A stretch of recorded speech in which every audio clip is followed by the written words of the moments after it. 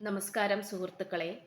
Tarot love energies എന്ന നമ്മുടെ ഈ ചാനലിന്റെ പുതിയൊരു അധ്യായത്തിലേക്ക് എല്ലാ മാന്യ പ്രേക്ഷകർക്കും എൻ്റെ വിനീതമായ നമസ്കാരം. സ്ക്രീനിൽ കാണിക്കുന്നതാണ് പേഴ്സണൽ റീഡിങ്ങിന്റെ വാട്സപ്പ് നമ്പർ. ഈ നമ്പറിൽ വാട്സപ്പിൽ മെസ്സേജ് ചെയ്താൽ മതി. കഴിവതും വിളിക്കാതിരിക്കാനായിട്ട് ശ്രമിക്കുക. ഒരുപാട് കോളുകൾ, അന്വേഷണങ്ങൾ, കാര്യങ്ങളൊക്കെ വരുന്നത് കൊണ്ട് നമുക്ക് കോളുകൾ അറ്റൻഡ് ചെയ്യാൻ പറ്റില്ല. തീർച്ചയായിട്ടും വാട്സപ്പിൽ മെസ്സേജ് ചെയ്താൽ മറുപടി കിട്ടുന്നതായിരിക്കും. അതുപോലെ ടെക്സ്റ്റ് മെസ്സേജ് ചെയ്യുന്നുണ്ട് ചിലവര്. അതായത് സാധാരണ മെസ്സേജ് ചെയ്യുന്നുണ്ട്. അങ്ങനെ ചെയ്താലും ചിലപ്പോൾ കാണണമെന്നില്ല. ഇപ്പോൾ വാട്സപ്പിൽ കൂടെ തന്നെ കോൺടാക്ട് ചെയ്യാനായിട്ട് ശ്രമിക്കുക. പേഴ്സണൽ റീഡിങ്ങിന്റെ വിശദാംശങ്ങൾ അവിടെ പറയുന്നതായിരിക്കും. അപ്പോൾ ഇന്നത്തെ വായനയുടെ തലക്കെട്ട് എന്ന് പറയുന്നത്, നിങ്ങളുടെ പ്രണയബന്ധത്തിന്റെ ഭാവി എന്താണ്? നിങ്ങളുടെ കൈകളിൽ ഭദ്രമായി നിൽക്കുമോ അതോ നഷ്ടപ്പെട്ടു പോകുമോ? സത്യാവസ്ഥ അറിയാം. ഈ വ്യക്തിയുടെ മുഖമോർത്തുകൊണ്ട് ഈ വായന കാണുക. അപ്പൊ തീർച്ചയായിട്ടും നമുക്ക് കാണാൻ സാധിക്കുന്നത് എന്താണെന്ന് വെച്ച് കഴിഞ്ഞാൽ, നമ്മൾ നോക്കാൻ പോകുന്നത്, നിങ്ങൾക്ക് പലപ്പോഴും ഈ വായന കണ്ടുകൊണ്ടിരിക്കുന്ന നിങ്ങളുടെ വ്യക്തിയുമായിട്ട് പോയിക്കൊണ്ടിരിക്കുന്ന പ്രണയബന്ധം, ദാമ്പത്യ ജീവിതം, മറ്റേത് തരത്തിലുള്ള ബന്ധവുമാകാം. അത് കമിതാക്കളുടെ മാത്രമായിട്ട് പറയുന്നില്ല, ദാമ്പത്യ ജീവിതമായിട്ടും പറയുന്നില്ല, ഏത് കാറ്റഗറി വേണമെങ്കിലും എടുക്കാം.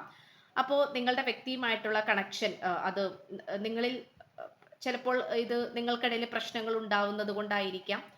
അഭിപ്രായ വ്യത്യാസങ്ങൾ, സാഹചര്യ പ്രശ്നങ്ങൾ പ്രതികൂലമായിട്ട് നിൽക്കുക, സാഹചര്യങ്ങൾ പ്രതികൂലമായിട്ട് നിൽക്കുക, അങ്ങനെയുള്ള പ്രശ്നങ്ങളൊക്കെ ഉടനീളമായിട്ട് ഇങ്ങനെ ഒന്നിന് പുറകെ ഒന്നായിട്ട് വന്നുകൊണ്ടിരിക്കുമ്പോൾ തീർച്ചയായിട്ടും നിങ്ങൾക്ക് ചില സമയത്ത് മനസ്സിൽ വരുന്ന ഒരു ചോദ്യമായിരിക്കാം, ഈ ബന്ധത്തിന്റെ ഭാവി എന്തായിരിക്കും, ഫ്യൂച്ചർ ഓഫ് ദിസ് റിലേഷൻഷിപ്പ് എന്നുള്ള രീതിയിൽ നിങ്ങൾ ചിന്തിച്ചിട്ടുണ്ടാകാം.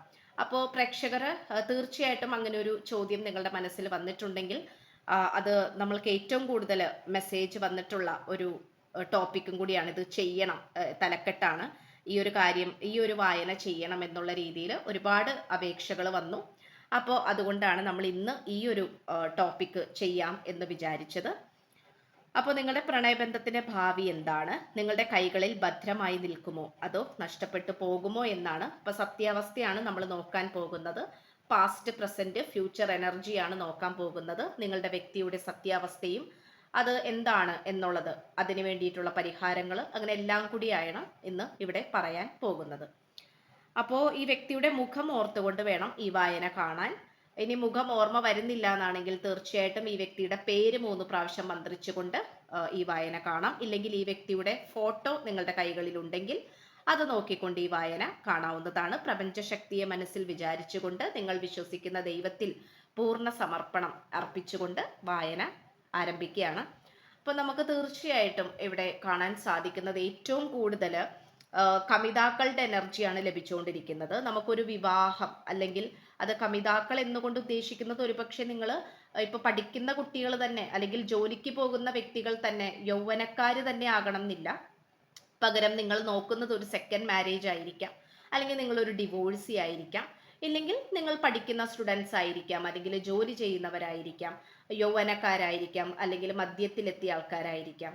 അപ്പോൾ എല്ലാ ഒരവസ്ഥയിലും നിങ്ങൾക്ക് വിവാഹം ചെയ്യണം എന്നുള്ള രീതിയിൽ ആ ഒരു ഉദ്ദേശത്തോടു കൂടി പോയിക്കൊണ്ടിരിക്കുന്ന ഒരു സിറ്റുവേഷൻ, അല്ലെങ്കിൽ അങ്ങനത്തെ ഒരു മനോഭാവത്തിൽ പോയിക്കൊണ്ടിരിക്കുന്ന ഒരു രീതിയായിട്ട് കാണിക്കുന്നുണ്ട്.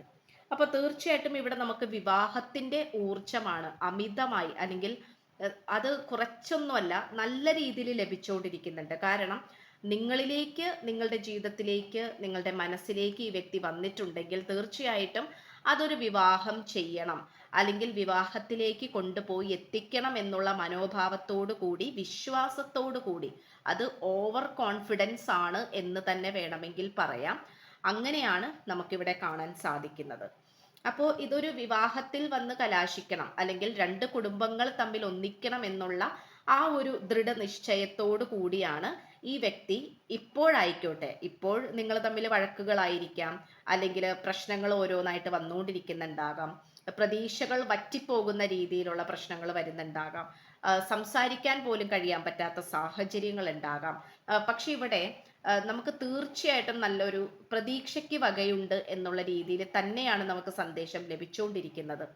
അതുപോലെ തന്നെ ക്യൂൻ ഓഫ് വാൺസിന്റെ എനർജിയാണ്. തീർച്ചയായിട്ടും നമ്മൾക്ക് ഇവിടെ രണ്ടാം വിവാഹത്തിനൊക്കെ ആഗ്രഹിക്കുന്ന സ്ത്രീകളെ നമുക്ക് കാണാൻ പറ്റുന്നുണ്ട്. അപ്പൊ നിങ്ങളുടെ വ്യക്തിയായിട്ട് എന്തുകൊണ്ടോ നിങ്ങൾക്ക് ഒന്നിക്കാൻ പറ്റുന്നില്ല, അതിന് തടസ്സം നിൽക്കുന്നതായിട്ട്, ആളുകൾ തടസ്സം നിൽക്കുന്നതായിട്ടും, അപ്പോൾ നിങ്ങളുടെ രണ്ടാം വിവാഹം അല്ലെങ്കിൽ നിങ്ങളൊരു സിംഗിൾ പാരന്റ് ആയിരിക്കാം. അതായത് നിങ്ങൾക്കൊരു കുട്ടിയുണ്ട്, പക്ഷെ നിങ്ങൾക്ക് പാർട്ട്ണർ ഇല്ല, നിങ്ങൾ ഒറ്റയ്ക്കാണ് കുട്ടിയെ നോക്കി ജീവിക്കുന്നത്. അപ്പൊ നിങ്ങൾക്ക് കൂട്ടിനൊരാൾ വേണം. അപ്പോൾ അങ്ങനത്തെ ഒരു രീതിയിലും ആഗ്രഹിക്കുന്ന ഒരു കൂട്ടം സ്ത്രീകളുടെ എനർജി നമുക്കിവിടെ, അവരുടെ വിഷമവും അവരുടെ ആഗ്രഹവും നമുക്കിവിടെ കാണാൻ സാധിക്കുന്നുണ്ട്. അതുപോലെ തന്നെ നമുക്ക് യങ് ആയിട്ടുള്ള ആ ഒരു രീതിയിൽ, അത് യൗവനക്കാരുടെ ഊർജം കൂടെ നമുക്ക് ലഭിക്കുന്നുണ്ട്. അപ്പൊ തീർച്ചയായിട്ടും നിങ്ങൾ നല്ല രീതിയിൽ നിങ്ങൾ രണ്ടുപേരും പരസ്പരം ആകർഷിക്കപ്പെട്ടു പോയതാണ്, അല്ലെങ്കിൽ ജന്മജന്മാന്തരങ്ങളായിട്ടോ മുജ്ജന്മത്തിലോ ഒക്കെ നിങ്ങൾ ഒരുമിച്ച് ജീവിച്ച് ജീവിതം നല്ല രീതിയിൽ ആസ്വദിച്ച് ഒരു പ്രശ്നങ്ങളും ഇല്ലാതെ കഴിഞ്ഞു പോയ ആൾക്കാരായിട്ട് കാണിക്കുന്നുണ്ട്. അപ്പൊ അതുകൊണ്ട് തന്നെ ഈ ഒരു ജീവിതത്തിൽ നിങ്ങൾ ഒട്ടും പ്രതീക്ഷിക്കാതെ ചില പ്രശ്നങ്ങൾ നേരിടുന്നുണ്ടാകാം, അല്ലെങ്കിൽ അനാവശ്യമായിട്ട് വരുന്ന ഓരോരോ പ്രശ്നങ്ങളായിരിക്കാം. അപ്പോൾ അതൊക്കെ നമുക്കിവിടെ കാണാൻ സാധിക്കുന്നുണ്ട്. അതാണ് ആ ഒരു ടവർ മൂവ്മെന്റിൽ കാര്യങ്ങൾ കൊണ്ട് എത്തി നിൽക്കുന്നത്. അപ്പോൾ ഇവിടെ തീർച്ചയായിട്ടും പറയാനാണെങ്കിൽ നിങ്ങൾ വെയിറ്റിംഗ് എനർജിയിലാണ്.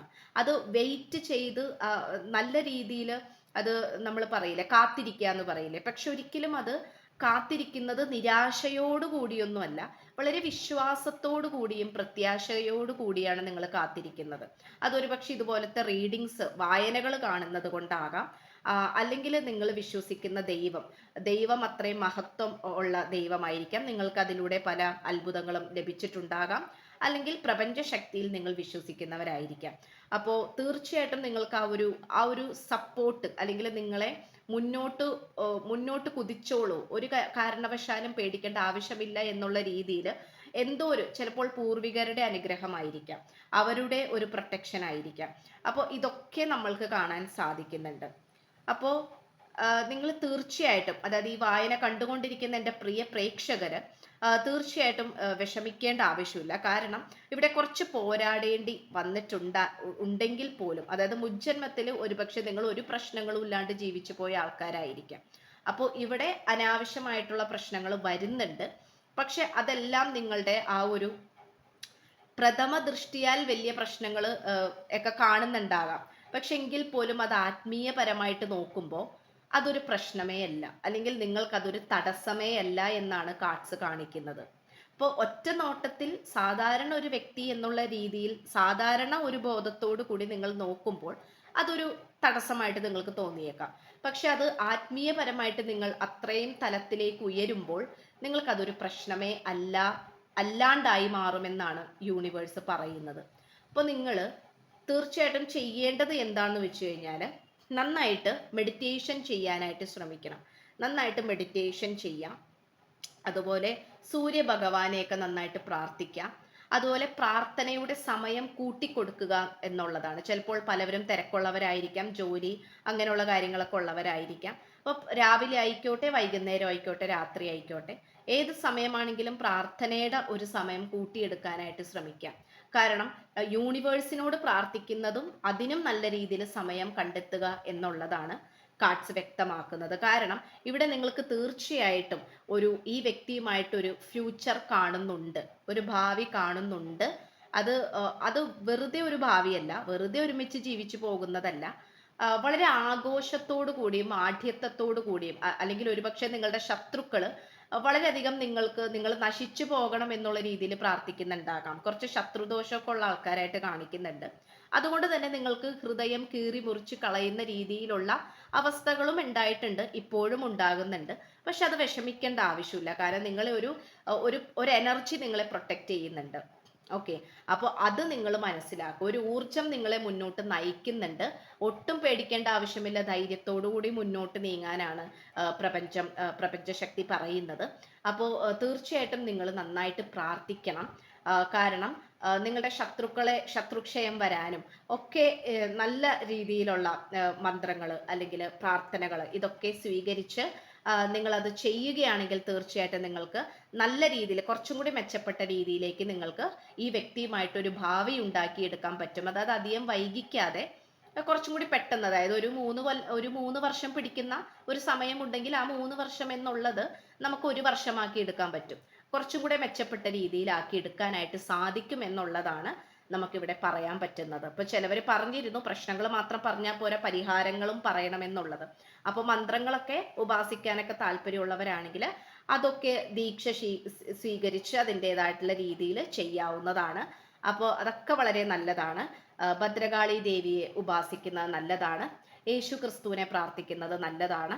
അതുപോലെ തന്നെ 5 നേരം നിസ്കാരം, ഇങ്ങനെയുള്ള കാര്യങ്ങളൊക്കെ കൂട്ടിക്കൊണ്ടുവരിക. അതായത് നിങ്ങൾ അതിലേക്ക് ചെല്ലാനാണ് പറയുന്നത്, ആത്മീയപരമായിട്ട് ഇറങ്ങിച്ചെല്ലാനാണ് പറയുന്നത്. പ്രപഞ്ചത്തെ സ്നേഹിക്കുക എല്ലാത്തിലുപരി. നിങ്ങൾക്ക് നല്ല മാറ്റങ്ങൾ ഉണ്ടാകും എന്നുള്ളതാണ്. അതിപ്പോ ഈ വായന കേട്ടുകൊണ്ടിരിക്കുമ്പോൾ തന്നെ നിങ്ങളുടെ മനസ്സിൽ പല മാറ്റങ്ങളും വന്നു കഴിഞ്ഞു. പല ദുഷിച്ച എനർജികൾ, ദുഷ്ടശക്തികൾ നിങ്ങളെ വിട്ടുപോകുന്നതായിട്ടൊക്കെ നിങ്ങൾക്ക് അനുഭവപ്പെടും. അപ്പോൾ തീർച്ചയായിട്ടും അത് അങ്ങനെ തന്നെ സംഭവിക്കട്ടെ, അങ്ങനെ സംഭവിക്കും എന്നാണ് നമുക്ക് സന്ദേശം കിട്ടിക്കൊണ്ടിരിക്കുന്നത്. അപ്പോൾ അത് ഒരു കുടുംബജീവിതമാണ് നിങ്ങൾ ആഗ്രഹിക്കുന്നതെങ്കിൽ തീർച്ചയായിട്ടും, അല്ലെങ്കിൽ ഇനിയിപ്പോൾ കല്യാണമൊന്നുമല്ല, ഒരുമിച്ച് ജീവിക്കാനാണ്, വിദേശത്തൊക്കെ സെറ്റിലായിട്ട് ഒരുമിച്ച് ലിവിങ് ടുഗെദർ പോലെ, അങ്ങനെ നിങ്ങളുടെ ഇഷ്ടം എന്താണോ അതിനനുസരിച്ച് നിങ്ങളിലേക്ക് ഈ വ്യക്തി വരും, തയ്യാറായി വരും എന്നുള്ളത് തന്നെയാണ് കാണിക്കുന്നത്. അപ്പോൾ നിങ്ങളുടെ ആഗ്രഹങ്ങൾ നടത്തി കിട്ടട്ടെ എന്ന് ആശംസിച്ചുകൊണ്ട് വായന നിർത്തുകയാണ്. തീർച്ചയായിട്ടും ഈ വ്യക്തിയായിട്ട് നിങ്ങൾക്കൊരു ഭാവിയുണ്ട്. ഈ വ്യക്തിയുമായിട്ടുള്ള ഭാവി നിലനിൽക്കും. നിങ്ങളുടെ കൈകളിൽ ഭദ്രമാണ്. അത് എപ്പോഴും അതൊരു നിധി കാത്തു രക്ഷിക്കുന്ന ഒരു ആളെ പോലെ നിങ്ങൾ എന്നും അത് കാത്തു സൂക്ഷിക്കേണ്ട കടമ നിങ്ങളുടെ കൈകളിലാണ്. അപ്പോൾ അത് ഭദ്രമാക്കി വെക്കുക.